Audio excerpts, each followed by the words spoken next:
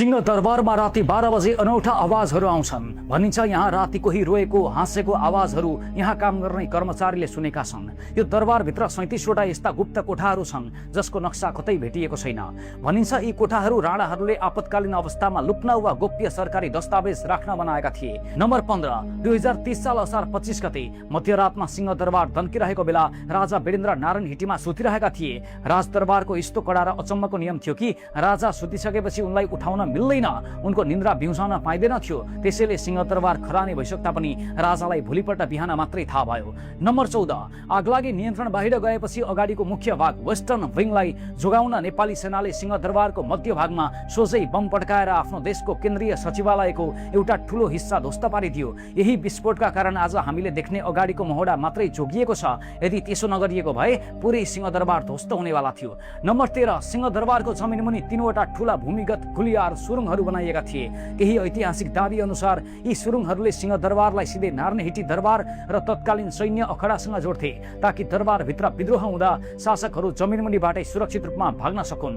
Number 12 Singha Durbar केवल बाहिर देखिने भवन मात्र होइन। इतिहासकार र पुराना कर्मचारीहरूका अनुसार यस विशाल दरबारभित्र 37वटा यस्ता गुप्त कोठाहरू छन् जसको विवरण या नक्सा नेपाल सरकारको कुनै पनि सार्वजनिक वा आधिकारिक दस्तावेजमा उल्लेख गरिएको छैन। यी कोठाहरू राणाहरूले नै आपतकालीन अवस्थामा लुक्न वा गोप्य सरकारी दस्तावेज राख्न बनाएका थिए। नम्बर 11 सिंहदरबारमा राति ड्युटी बस्ने सुरक्षाकर्मी र कर्मचारीका अनुसार रातको ठीक 12 बजे कतिपय पुराना र बन्द कोठाहरूमा अचानक मानिसहरू हाँसेको, रोएको वा पुराना युरोपेली शैलीका धुनहरू गुन्जिएको सुनिन्छ।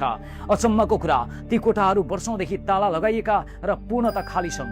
नम्बर 10 नेपाली डिजिटल मिडिया र युट्युबमा एउटा निकै ठूलो भ्रम फैलाइएको छ कि 2058 सालको विभत्स राजदरबार हत्याकाण्ड जसमा राजा वीरेन्द्रको वंशनाश भयो सिंहदरबारमा भएको थियो। तर सत्य के हो भने यो घटना नारायण हिटी दरबारमा भएको थियो, सिंहदरबारमा होइन। सिंहदरबार देशको प्रशासनिक केन्द्र मात्रै हो। नम्बर 9 सिंहदरबारको एउटा कुनामा एउटा प्राचीन शिवलिङ्ग अवस्थित छ जुन सिंहदरबार बन्नुभन्दा झण्डै 100 वर्ष अगाडिदेखिको मानिन्छ। उक्त ठाउँमा जाँदा आज पनि एक प्रकारको छुट्टै र रहस्यमय ऊर्जा महसुस हुने धार्मिक विश्वास छ र कतिपय कर्मचारीहरू त्यहाँ सुटुक्क पूजा गर्न पुग्छन्। नम्बर 8 विक्रम सम्वत 1958 मा चन्द्र शमशेर आफ्नी पत्नीसँग काठमाडौँ उपत्यका नियाल्दै गर्दा उनको आँखा थापाहरूले बनाएको भव्य बाग दरबारमा पर्यो। थापाहरूको त्यो शान शौकत देखेर डहा लागेपछि चन्द्र शमशेरले अहंकारका साथ कसम खाएका थिए, म यो भन्दा कयौं गुणा ठूलो र एसियाकै भव्य दरबार बनाएर थापाहरूलाई देखाउनेछु। नम्बर 7 चन्द्र शमशेरले देशको श्रम र काठ प्रयोग गरी करिब 25 देखि 50 लाख रुपियाँमा सिंह दरबार बनाएका थिए। तर दरबार बनेपछि उनले चलाखीपूर्वक एउटा नयाँ नियम बनाए। अबदेखि श्री 3 महाराज जो बन्छ उनी सिंह दरबारमा बस्नुपर्छ, यो सरकारी निवास हुनेछ।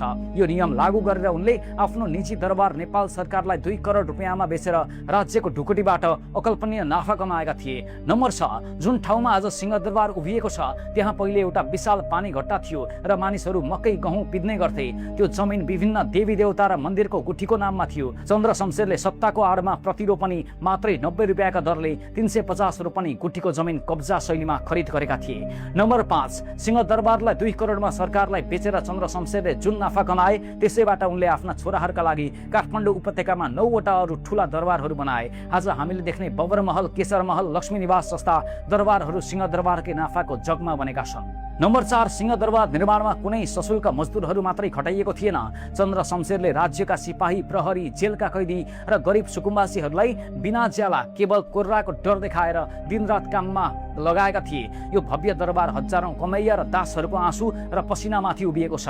नम्बर 3 2030 सालको आगलागीमा मानवीय क्षति नभए पनि देशको अरबौंको भौतिक सम्पत्ति र परराष्ट्र मन्त्रालयका दस्तावेजहरू नष्ट भए। तत्कालीन प्रधानमन्त्री कीर्तिनिधि विष्टले आफ्नै कार्यकालमा देशको मुख्य प्रशासनिक केन्द्र जल्नु मेरो नैतिक पराजय हो भन्दै भोलिपल्ट प्रधानमन्त्री पदबाट राजीनामा दिए, जुन नेपालको इतिहासमा नैतिकताको दुर्लभ उदाहरण हो।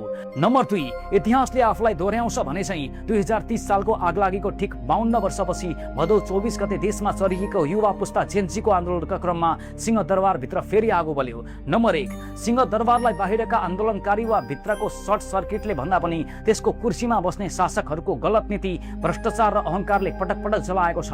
सिंहदरबार जति पटक ढल्छ त्यति पटक नेपाली जनताको करबाट यो पुनः बिउतिने गर्छ।